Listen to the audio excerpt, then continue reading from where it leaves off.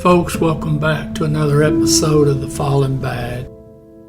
Today, the murder of Sergeant Stephen Owen, Los Angeles County Sheriff Dept, California.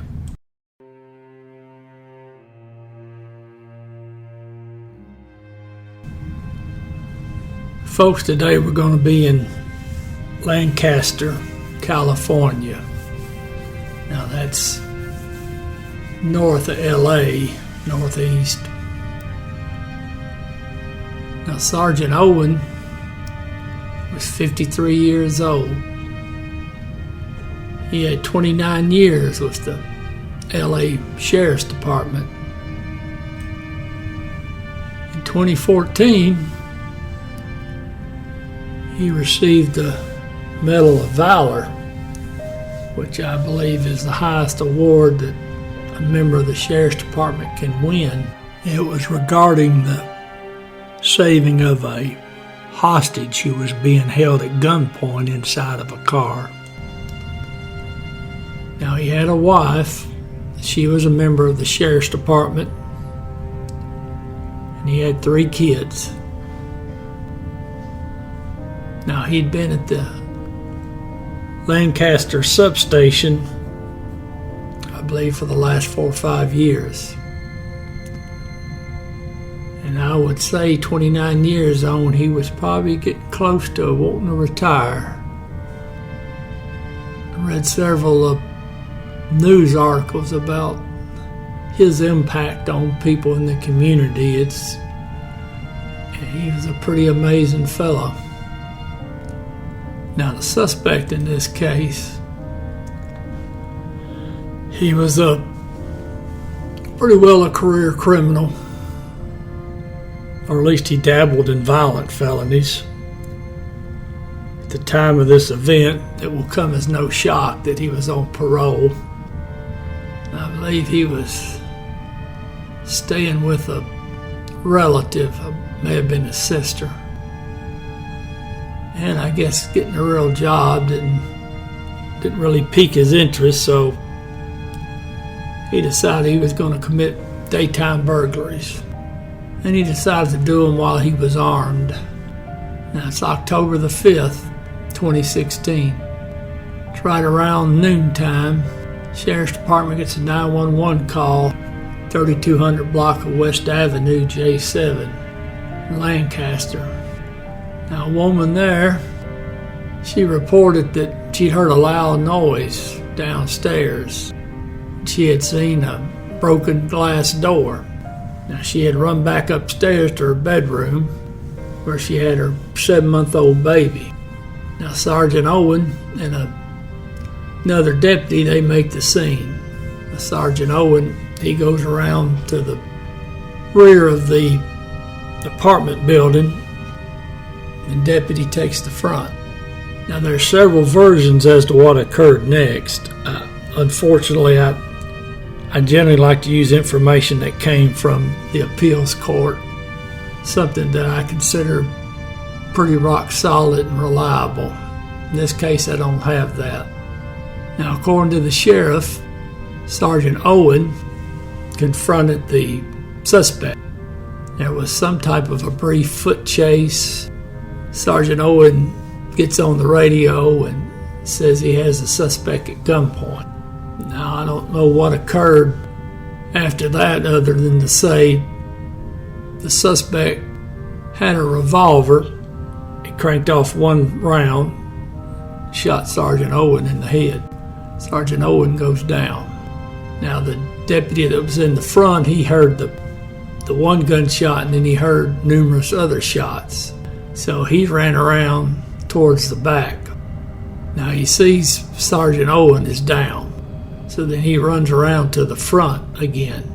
Now, the suspect has jumped into Sergeant Owens' patrol vehicle, and he's getting ready to take off in it. Now, a second deputy arrives on the scene. The suspect in Sergeant Owens' vehicle rams this deputy's vehicle. Now, the deputy that had originally made the scene, he lights up the squad car with gunfire. Suspect gets out and he takes off. Now, this happened, near as I can figure from the crime scene pictures, happened on the northeast side of the apartment complex. The suspect ran north into the houses across the street. They load Sergeant Owen up, take him to the hospital, and he dies there. Now, according to the spokesperson for the Sheriff's Department, his wife was located. She allegedly made it to the hospital in time to hold her husband's hand before he died. Now, I don't know if they knew it at the time, but one of the rounds fired by the deputy had hit the suspect in the shoulder. So now they just locked down that area. Now, they got a pretty good idea where he's at. They've got it narrowed down to probably a half dozen houses or so. Now, they interviewed the woman who made the call. She told sheriff's deputies that she heard gunshots. She looked out her bedroom window and she saw Sergeant Owen lying face down. So now they got the neighborhood locked down. Well, they get notified through text messages that came to a homeowner. Homeowners at work, one of their kids sent them text messages and said, suspects broke into the house and he's got us hostage. So from that, they're able to narrow down what house the suspect's in. I don't have that information, but I know the general area where he was at.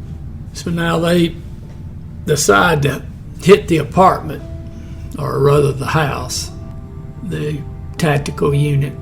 They go in, they get the two teenagers out. Now the suspect, he runs out the back.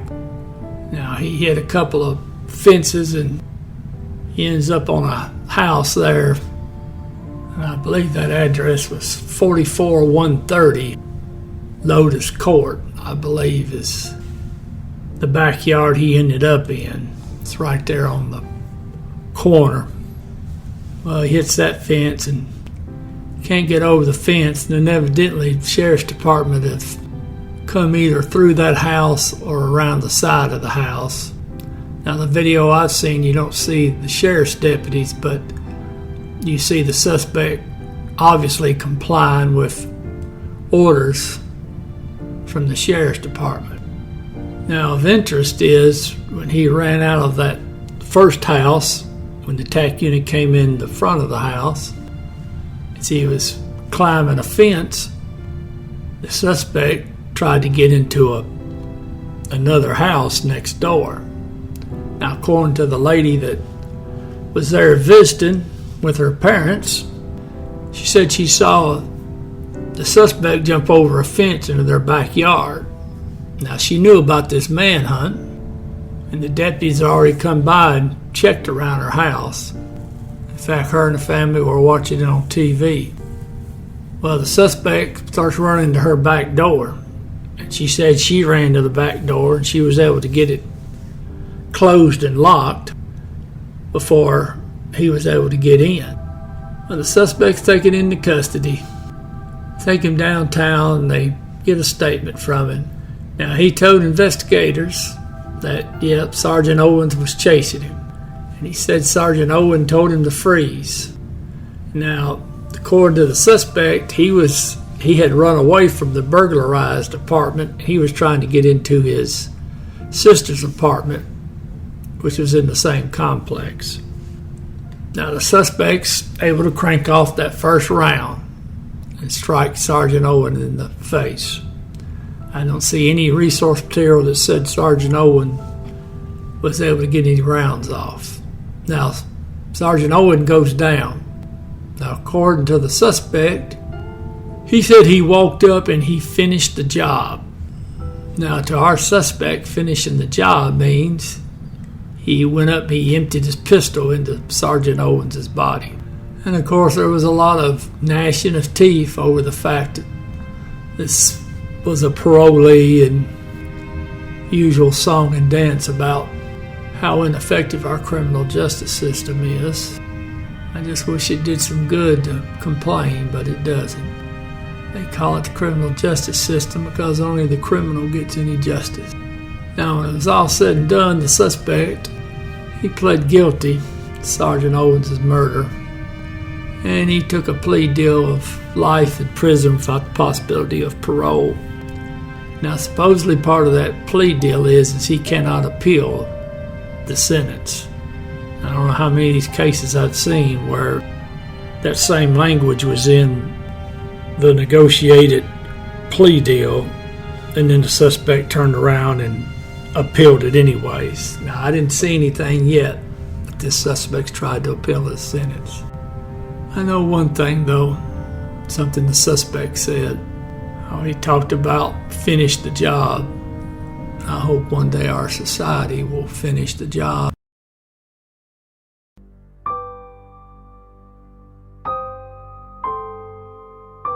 Sergeant Stephen C. Owen. End of watch, October 5th, 2016.